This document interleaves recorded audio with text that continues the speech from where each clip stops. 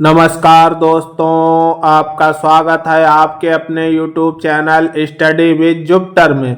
दोस्तों, आज राष्ट्रीय आंदोलन का भाग 9 देखेंगे। इसके अंतर्गत उग्रवादी चरण का ये भाग 3 होगा। इसके अंतर्गत उग्रवादी चरण से जुड़ी प्रमुख घटनाओं के बारे में देखेंगे, जिसमें बहुत सारी घटनाएं होंगी जिनको हम विस्तार से आज पढ़ेंगे। चलिए बढ़ते हैं वीडियो की ओर। उग्रवादी चरण की प्रमुख घटनाएं। उग्रवादी चरण की प्रमुख घटनाओं में पिछले वीडियो में हमने बंगाल विभाजन कैसे हुआ था तथा बंगाल विभाजन के बारे में विस्तार से पढ़ा था, जिसमें हमने बंगाल के 2 विभाजन देखे थे, एक पश्चिमी बंगाल, दूसरा पूर्वी बंगाल। इसमें पूर्वी बंगाल में असम तथा बंगाल का आधा क्षेत्र था और पश्चिमी बंगाल में बिहार, उड़ीसा तथा बंगाल का कुछ क्षेत्र था। इस प्रकार से अंग्रेजों ने इसे धार्मिक आधार पे बताया तो दूसरा था, लेकिन मेन उनका उद्देश्य धार्मिक आधार था। इधर मुस्लिम बाहुल्य था, इधर हिंदू बाहुल्य क्षेत्र था। इस प्रकार से उन्होंने इसका विभाजन किया था, जिसके बारे में हमने पिछले वीडियो में विस्तार से चर्चा की है। अगर आपने वो वीडियो नहीं देखा है तो प्ले लिस्ट में जाके वो वीडियो एक बार जरूर देखें।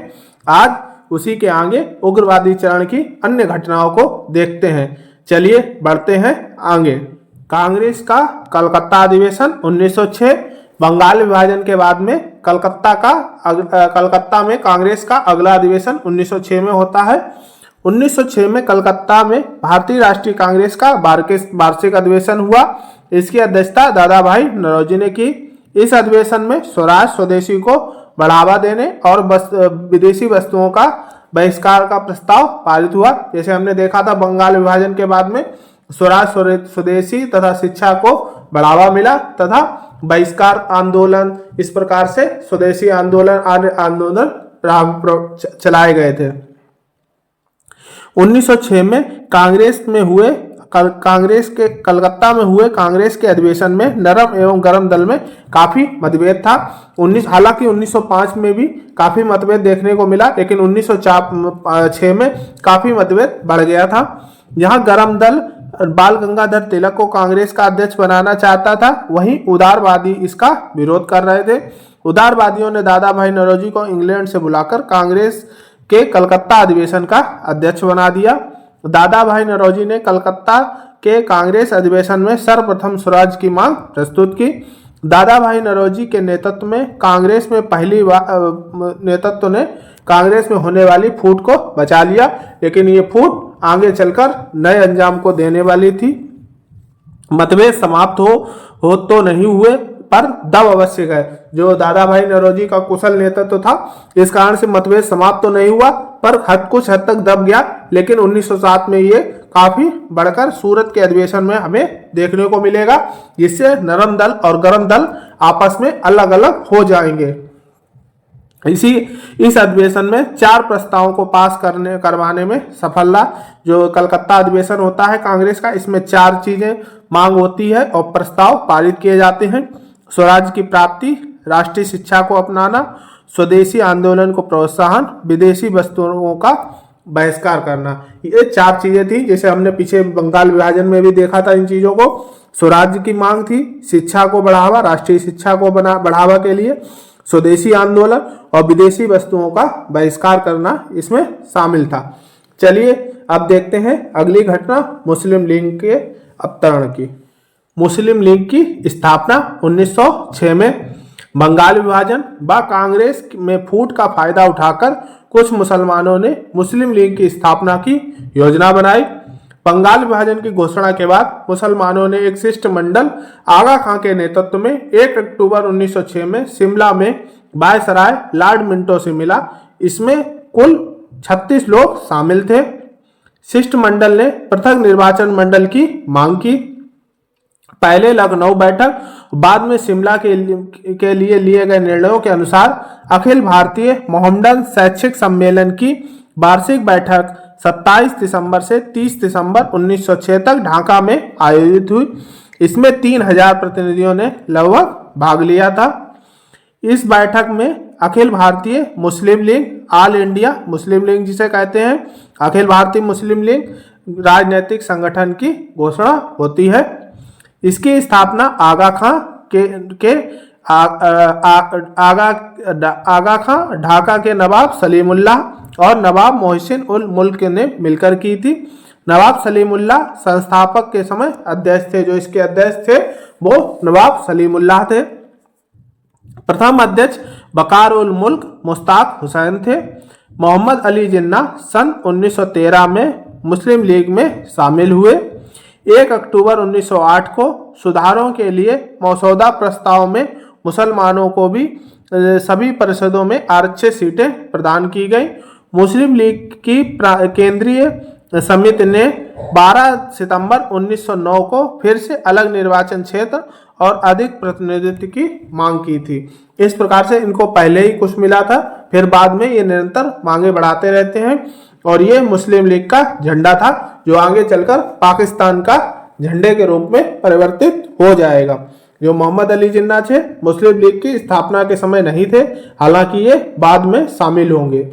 चलिए अब देखते हैं कांग्रेस का सूरत का अधिवेशन। कांग्रेस का सूरत अधिवेशन 1907 अध्यक्ष पद को लेकर एक बार फिर से विवाद प्रारंभ हो गया। पिछले 1906 के कलकत्ता अधिवेशन में हमने देखा था विवाद प्रारंभ था अध्यक्ष पद को लेकर। अब ये गहरा गया इस बार। अब जो गरम दल वाले थे उनका मानना था कि इस बार अध्यक्ष तो हम अपना बनाकर ही रहेंगे। उग्रवादियों ने 1907 का अधिवेशन नागपुर में आयोजित कराना चाहते थे और बाल गंगाधर तिलक या लाला लाजपत राय को अध्यक्ष बनाना चाहते थे, परंतु नरमपंथी अधिवेशन सूरत में आयोजित कराने को लेकर अड़े रहे तथा स्थानीय नेता को अध्यक्ष बनाने से इनकार कर दिया। उदारवादियों ने स्वदेशी आंदोलन को वापस लाने की वकालत शुरू कर दी। जो स्वदेशी आंदोलन चल रहा था 1 साल से, उसको अब वापस करने के लिए उदारवादी कहने लगे, लेकिन उग्रवादी कह रहे थे कि अब आगे बढ़ चुकी है कड़ी, तीर कमान से निकल चुका है, अब उसे वापस नहीं लिया जा सकता। उन्होंने रास बिहारी घोष को अध्यक्ष घोषित कर दिया। इन कारणों से कांग्रेस में विभाजन गरम दल और नरम दल में हो जाता है। गरम दल को 7 वर्ष के लिए कांग्रेस से निष्कासित कर दिया जाता है। ये कांग्रेस का सूरत का अधिवेशन आप देख सकते हैं। ये शायद बाल गंगाधर तिलक दिख रहे हैं इसमें और बाकी अन्य लोग इसमें दिख रहे हैं। मुख्य गरमपंथी नेता बाल गंगाधर तिलक को अंग्रेजों ने गिरफ्तार करके मांडले जेल बर्मा में भेज दिया, जिससे उग्रवादी आंदोलन कुछ समय के लिए कमजोर पड़ गया। सन 1914 में बाल गंगाधर तिलक जेल से वापस आने पर आंदोलन दोबारा से प्रारंभ हो जाता है। उसको आगे हम होम रूलिंग आंदोलन के बारे में आगे हम देखेंगे, जो आंदोलन विस्तृत रूप लेगा। इसी के साथ ये सूरत का अधिवेशन होता है। चलते हैं अगले अधिवेशन या अगली घटना की तरफ। मार्ले मिंटो सुधार 1909। ये मार्ले मिंटो सुधार इसी के समय जब उग्रवादियों का समय चल रहा है उसी समय ये आता है। मार्ले कौन था? भारत का सचिव था। और मिंटो कौन था? वायसराय था भारत का।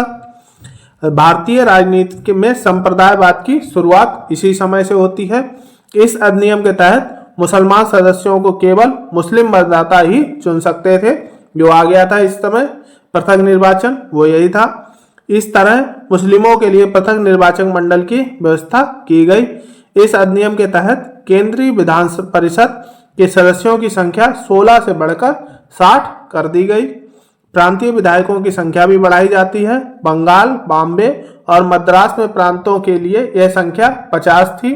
खंडों के लिए यह संख्या 30 कर दी गई थी। अब मुख्य घटना हम देखते हैं। दिल्ली दरबार 1911 का दिल्ली दरबार।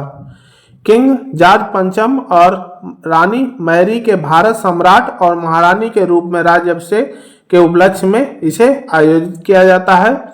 यह एकमात्र ऐसा दरबार था जिसमें सम्राट स्वयं उपस्थित होते हैं।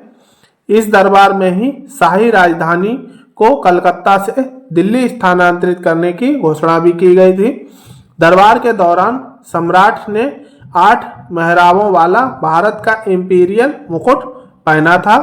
इस मुकुट में 6117 हीरे, नीलम, पन्ना और माणिक्य जड़े हुए थे। आप समझ सकते हैं उसकी कीमत उस टाइम पे ही क्या रही होगी। आज तो उसकी कीमत का अंदाजा ही नहीं लगाया जा सकता। चलिए इसी क्रम में आगे देखते हैं दिल्ली दरबार। शाही जोड़ा बैगनी और एरमिन वस्त्र और रत्न जड़ित मुकुटों में था। जो भाषण दिए गए वो अंग्रेजी तथा उर्दू में दिए गए थे। जो इस समय भाषण दिए गए वो अंग्रेजी तथा उर्दू में दिए गए। शाही तोपों की सलामी के बाद लगभग 30,000 सैनिकों ने परेड की थी। नई दिल्ली की नींव रखी गई और देश की राजधानी बनाने का काम शुरू कर दिया जाता है। इसमें ये प्रमुख काम होते हैं। अब देखते हैं इस समय की क्या क्या अन्य घटनाएं हैं दिल्ली दरबार से जुड़ी। 12 दिसंबर 1911 को बंगाल विभाजन रद्द करने की घोषणा की जाती है। जो 12 दिसंबर 1911 को क्या करते हैं, बंगाल विभाजन रद्द करने की घोषणा की गई। 23 दिसंबर 1911 को दिल्ली को राजधानी बनाने की घोषणा की जाती है। आयोजित समारोह में जो दिल्ली दरबार का मतलब दिल्ली को राजधानी बनाने का उसी समारोह हो रहा था। आयोजित समारोह में रास बिहारी बोस ने लॉर्ड हार्डिंग के काफिले पर बम फेंका। जो रास बिहारी बोस होते हैं वो बम फेंकते हैं। अवध बिहारी, बाल मुकुंद और अन्य साथी गिरफ्तार हुए, मुकदमा चलाया। बाद में कुछ लोगों को फांसी भी दी जाती है। इसे इतिहास में दिल्ली षड्यंत्र केस के नाम से जाना जाता है। इसी में फांसी भी होती है, उसका कभी आगे जिक्र करेंगे। 1 अप्रैल 1912 को कलकत्ता की जगह दिल्ली को राजधानी बनाया गया। 1 अप्रैल 1912 को कलकत्ता की जगह दिल्ली को राजधानी बना दिया जाता है। 22 मार्च 1912 को बिहार और उड़ीसा को अलग करने की घोषणा की गई। आप देख सकते हैं मानचित्र में ये दिखाया गया है। ये बिहार और उड़ीसा को मिलाकर ये दिख रहा है। ये जो प्रांत था इसको अलग करने की घोषणा की जाती है तथा 1 अप्रैल 1912 को बंगाल विभाजन रद्द करके बिहार उड़ीसा को नया प्रांत बना दिया जाता है। जो बंगाल विभाजन था उसे तो रद्द कर दिया, लेकिन ये नया प्रांत एक तरीके से बना दिया जाता है। शायद ये 12वां प्रांत था उस समय का। 1 अप्रैल 1936 को बिहार उड़ीसा प्रांत को बिहार और उड़ीसा प्रांत से विभाजित हुआ। जो 1 अप्रैल 1936 होता है उसमें क्या किया जाता है, जो उड़ीसा है उसे बिहार से अलग कर दिया जाता है। इस प्रकार से वो आगे की घटना है। इसे अंग्रेजों द्वारा भारतीयों को अप्रैल फूल की घटना कहा जाता है। जो 1 अप्रैल को फूल डे बनाते हैं वो अंग्रेजों द्वारा ही भारतीयों को फूल डे बनाने की घोषणा की जाती है कि लॉर्ड कर्जन आता है, वो बंगाल को अलग कर देता है। फिर 1 अप्रैल को क्या करते हैं, ये बंगाल विभाजन रद्द कर देते हैं। मतलब बंगाल विभाजन भी हुआ, आंदोलन हुआ, उसके बाद रद्द कर दिया। ये अब मतलब भारतीयों को मूर्ख बनाने वाली घटना थी।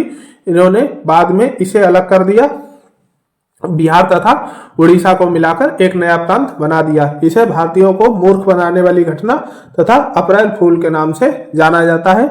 इसीलिए आज भी जनरली देखा जाता है 1 अप्रैल को फूल डे के नाम से भारतीय भी मनाते हैं। चलिए अब देखते हैं इससे जुड़ी अन्य घटनाओं को। गदर पार्टी।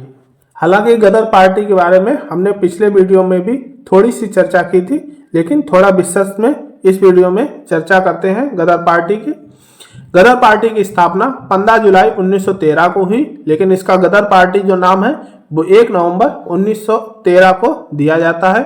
स्थापना के समय इसका नाम होता है Hindustan Association of Pacific Coast, जैसा कि पिछले वीडियो में हमने इसकी चर्चा की थी। गदर पार्टी की स्थापना अमेरिका के सैन फ्रांसिस्को के एस्टोरिया में 1913 में अंग्रेजी साम्राज्य को जड़ से उखाड़ फेंकने के उद्देश्य से की गई थी। गदर पार्टी की स्थापना के समय अध्यक्ष सरदार सोहन सिंह भाकना थे। गदर पार्टी ने 15 जुलाई 1913 को ऑस्ट्रेलिया की आरा मिलों से में एक बुनियादी प्रस्ताव पास किया, जिसके तहत यह कहा गया कि गदर पार्टी हथियार बंद क्रांति की मदद से अंग्रेजों के राज से भारत को आजाद कर गणतंत्र को कायम करेगी। यह प्रस्ताव भारतीय राष्ट्रीय कांग्रेस ने 1929 लगभग 16 वर्षों के बाद में लागू किया था। नेहरू के बहुत दबाव के बाद लाहौर में यह पास किया जाता है। 1929 का जो लाहौर का अधिवेशन है वो भी बहुत महत्वपूर्ण है, उसे आगे चर्चा करेंगे। गदर पार्टी ने अपना पत्र हिंदुस्तान गदर निकाला, जिसमें ब्रिटिश हुकूमत का खुला विरोध किया गया था। इसी गदर हिंदुस्तान गदर के कारण ही इस पार्टी को गदर पार्टी नाम से जाना जाता है। यह पत्र हिंदी, पंजाबी, उर्दू तथा अन्य भारतीय भाषाओं में छापा गया था। इस पत्र की लोकप्रियता के कारण इस पार्टी का नाम गदर पार्टी पड़ जाता है। गदर पार्टी ने एक पोस्टर छापा जिसे पंजाब में जगह जगह चिपकाया गया था। इस पोस्टर में लिखा गया था जंग दा होका, अर्थात युद्ध की घोषणा। इसका मतलब था युद्ध की घोषणा कर दी गई है। इस प्रकार से कुछ ये गदर पार्टी का इतिहास रहा। अब इससे जुड़ी गदर पार्टी से जुड़ी एक महत्वपूर्ण घटना कामागाटा मारू की घटना को देखते हैं। कामागाटा मारू प्रकरण। कामागाटा मारू भाप शक्ति से चलने वाला एक जापानी समुद्री जहाज था। जो कामागाटा मारू है यह जापानी एक जहाज है जिसे हांगकांग में रहने वाले बाबा गुरदित्त सिंह ने खरीदा था। जहाज में पंजाब के 376 लोग बैठाकर बाबा ने 4 अप्रैल 1914 को वैंकूवर, ब्रिटिश कोलंबिया, कनाडा के लिए रवाना हुए थे। 23 मई को वहां पहुंचे, लेकिन अंग्रेजों ने सिर्फ 24 को उतारा, बाकी को जबरदस्ती वापस भेज दिया। इस जहाज में 340 सिख, 24 मुसलमान तथा 12 हिंदू सवार थे। इस प्रकरण का विवरण जेम्स कैम्पबेल की पुस्तक भारत में राजनीति व्याधि में मिलता है। जो प्रकरण है कामागाटा मारू, इसका विवरण जेम्स कैम्पबेल की पुस्तक है भारत में राजनीति व्याधि, उसमें मिलता है। जहाज कोलकाता के बजबज घाट पर पहुंचता है, बजबज बंदरगाह है वहां पर पहुंचता है। तो 27 सितंबर 1914 को अंग्रेजों ने फायरिंग कर दी। इसमें 19 लोगों की मौके पर मौत हो गई। इस घटना ने आजादी की लहर को और तेजी से कर दिया था। सोहन सिंह भाकना और अन्य लोगों को नैमसेंग जहाज से उतरते समय गिरफ्तार कर लिया। ये लोग अगले जहाज नैमसेंग जहाज से आते हैं, उसमें जैसे उतरते हैं उस समय उनको गिरफ्तार कर लिया जाता है और लुधियाना लाया जाता है। बाकी गदर सदस्य जो पोसा मारू जहाज से आए थे वो भी पकड़े गए। जो अगला जहाज आता है वो पोसा मारू जहाज आता है, वो भी उसमें भी जो लोग आए हैं वो भी पकड़ लिए जाते हैं। उन्हें मिंट गुमरी और मुल्तान की जेलों में भेज दिया गया, जो जमानत में बाद में छूट जाते हैं। 82 गदर नेताओं के ऊपर मुकदमा चला जिसे लाहौर कॉन्फ्रेंसी केस कहा जाता है। 17 गदर सदस्यों को भगोड़ा घोषित कर दिया जाता है। जो गदर पार्टी के 17 लोग होते हैं उनको भगोड़ा घोषित कर दिया जाता है अंग्रेजी साम्राज्य के द्वारा। चलिए अब देखते हैं अगला अधिवेशन या अगली घटना को। कांग्रेस का लखनऊ अधिवेशन 1916 का। इसे इतिहास में लखनऊ समझौता के नाम से जाना जाता है। जो कांग्रेस का लखनऊ अधिवेशन 1916 का होता है, इसे इतिहास में लखनऊ समझौता का नाम दिया गया है। इस अधिवेशन को अंबिका चरण मजूमदार के नेतृत्व में हुआ था। एनी बेसेंट और तिलक के प्रयासों से गरम दल को कांग्रेस में प्रवेश मिला। ये एनी बेसेंट है और ये बाल गंगाधर तिलक है। इन दोनों के प्रयास से गरम दल को फिर से कांग्रेस में प्रवेश मिलता है, क्योंकि 1914 में बाल गंगाधर तिलक जेल से मांडले जेल से छूट चुके थे। कांग्रेस में जिन्ना के प्रयासों से मुसलमानों को पृथक निर्वाचन की मान्यता दे दी। कांग्रेस जो होता है वो पहले मुसलमानों के पृथक निर्वाचन को मान्यता नहीं देता है, लेकिन जिन्ना के प्रयासों से कांग्रेस इस बात को मानने के लिए तैयार हो जाती है और पृथक निर्वाचन की मांग को स्वीकार कर लेती है। कांग्रेस और अखिल भारतीय मुस्लिम लीग द्वारा किया गया समझौता है। 29 दिसंबर 1916 को लखनऊ अधिवेशन में भारतीय राष्ट्रीय कांग्रेस द्वारा और 31 दिसंबर 1916 को अखिल भारतीय मुस्लिम लीग द्वारा पारित किया गया था, जो ये समझौता था। चलिए अब अगला देखते हैं होम रूल लीग आंदोलन 1916 का। इसे 2 भागों में होता है। पहला है पुणे में होम रूल लीग आंदोलन, दूसरा मद्रास में होम रूल लीग आंदोलन। पहले का नेतृत्व बाल गंगाधर तिलक करेंगे, दूसरे का एनी बेसेंट जी करेंगे। पहला देखते हैं पुणे में होम रूल लीग आंदोलन। इसे तिलक का होम रूल लीग भी कहा जाता है।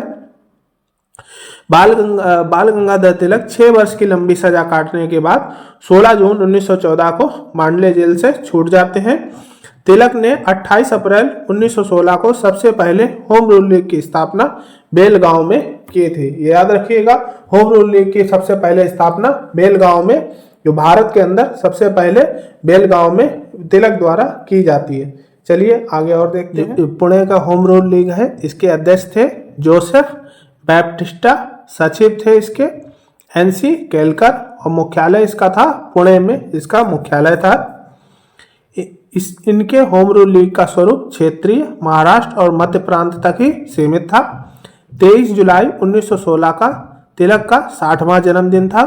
तिलक को 1 लाख रुपए की थैली भेंट में प्रदान की गई थी, जिसके बाद अंग्रेजों ने उन्हें कारण बताओ नोटिस दिया गया था और 60,000 का मुचलका भरने को कहा गया था। अंग्रेजों ने कहा था कारण बताओ नोटिस जारी किया और आपके खिलाफ क्यों ना एक्शन लिया जाए, इस प्रकार का उनके ऊपर आदेश दिया तथा 60,000 का मुचलका भरने को कहा गया। तिलक की ओर से मोहम्मद अली जिन्ना के नेतृत्व में वकीलों की एक पूरी टीम ने मुकदमा लड़ा था। मजिस्ट्रेट की अदालत में तो तिलक मुकदमा हार गए, पर नवंबर में उन्हें हाई कोर्ट ने निर्दोष करार दे दिया था। जो बदरुद्दीन तैयब साहब थे, शायद वो उस टाइम पे हाई कोर्ट में थे, उन्हीं के द्वारा इन्हें जमानत या निर्दोष करार कुछ इस प्रकार से दिया गया था। ये आप देख सकते हैं, एक चित्र है, ये जो बाल गंगाधर तिलक का होम रूल लीग है उसका शायद ये चित्र है। अब दूसरा है मद्रास का home rule league, Annie Besant का home rule league. Home rule league का ये झंडा आप देख सकते हैं, चित्र में दिया गया, ये होम रूल लीग का झंडा है, इसमें यूनियन जैक भी दिया गया है। इसकी स्थापना एनी बेसेंट ने दिसंबर 1916 में की थी। इसका स्वरूप अखिल भारतीय था, इसका स्वरूप पूरा भारत में था, याद रखिएगा। जो पुणे का होम रूल लीग था, जो इनका बाल गंगाधर तिलक का था, वो क्षेत्रीय था, पर जो एनी बेसेंट का था वो अखिल भारतीय था। इसकी अध्यक्ष स्वयं एनी बेसेंट थी। चलिए आगे और देखते हैं इसके बारे में। इसके मुख्यालय अड्यार में था। जो एनी बेसेंट का होम रूल लीग है, संगठन मंत्री जॉर्ज अरुडेल थे, कोषाध्यक्ष बीपी बाड़िया थे। मद्रास सरकार ने जून 1917 में एनी बेसेंट, जॉर्ज अरुडेल और बीपी बाड़िया को गिरफ्तार कर लिया था। माउंटेग्यू की घोषणा के चलते सितंबर 1917 में एनी बेसेंट को रिहा कर दिया गया था। इसके पीछे और भी बहुत सारे आंदोलन भी होते हैं, खैर तब एनी बेसेंट को रिहा किया जाता है।